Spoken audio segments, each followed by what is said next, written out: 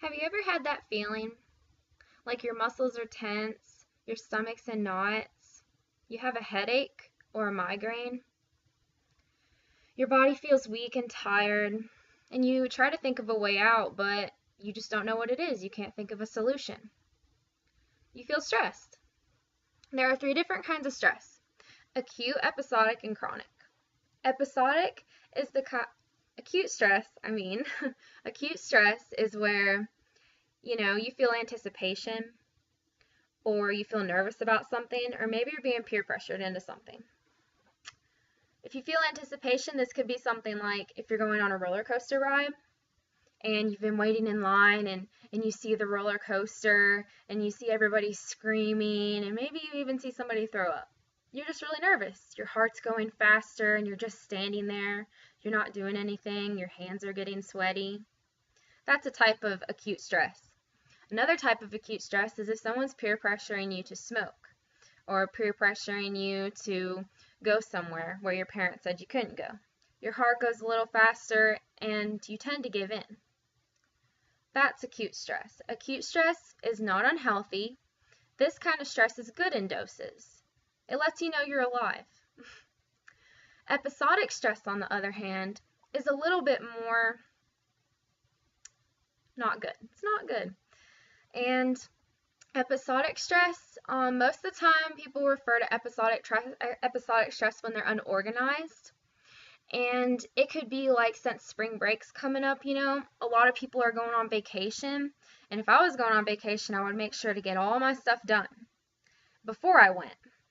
And some people might wait until the last minute, like let's say they had a 10-page research paper due, and they waited last minute to do that on top of all of their other homework, like human anatomy, with the mastering homework, or some examples like that.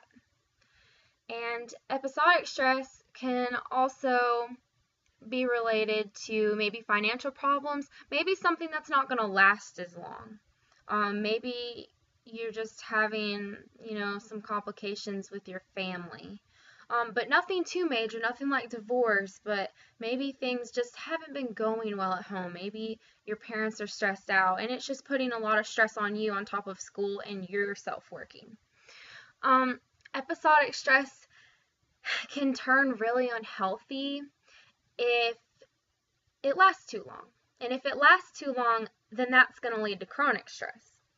And chronic stress is where, some examples are like if somebody just died in the family, if somebody just had a miscarriage, if someone was raped or someone committed suicide or someone got divorced. A lot of these things can make people have chronic stress or something related to it, depression, which they kind of go hand in hand, because when someone's really stressed, what does that kind of make you think of? Chronic, they could be depressed.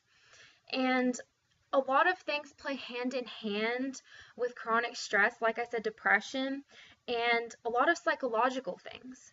Like if you're really stressed and you're depressed, you're more likely to commit suicide. You're cutting your life short, and maybe you're not even taking your life away. Stress causes your life not to be as long. And because your body's working 10 times as hard to do regular things, you don't feel like getting up in the morning, you don't feel like doing anything, you can't even barely walk to your refrigerator. You feel down, your body's weak. It's because your body's working so hard, because you're overwhelming yourself with something that could be important, but you need to find a healthier way to get through it. A healthier way to release all of that energy and that negative input inside, or talk to somebody. You don't want to hold it in. And the thing with suicide is that men are more likely to die from suicide. Now, I know that sounds weird. You've probably heard that more women are prone to being depressed and stressed, which is true, because we don't have some of the hormones that men have.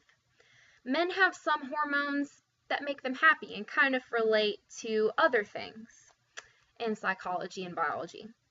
And women tend to, even though they tend to get more depressed and feel like killing themselves, they usually fail doing it, because the psychological part is that women don't want to make their death messy.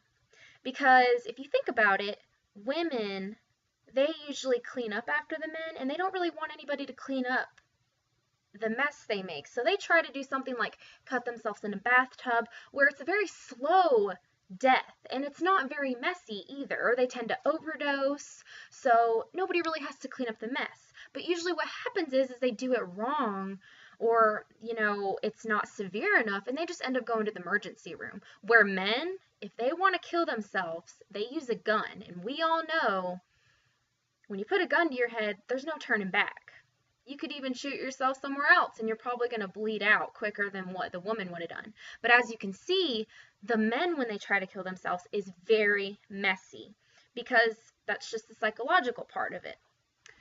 Men usually don't clean up after themselves, so they don't really care if they're, when they kill themselves, if it makes a mess. They don't think, oh, somebody's going to have to scrub my brain off the wall.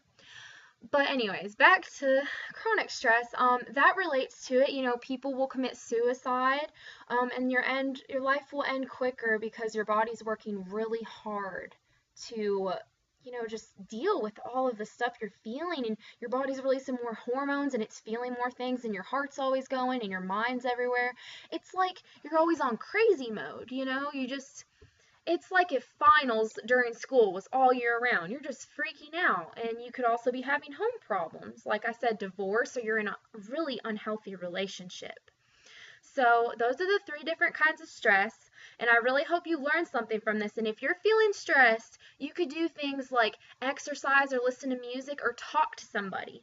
And if you feel like there's not a way out, trust me, there is. Don't ever just sit there and think that there's not a way out, because there is always a way out. You're not just stuck, you're not just stuck with the life you're given. You determine what your life's going to be, so don't let it be stressed. Thanks for listening.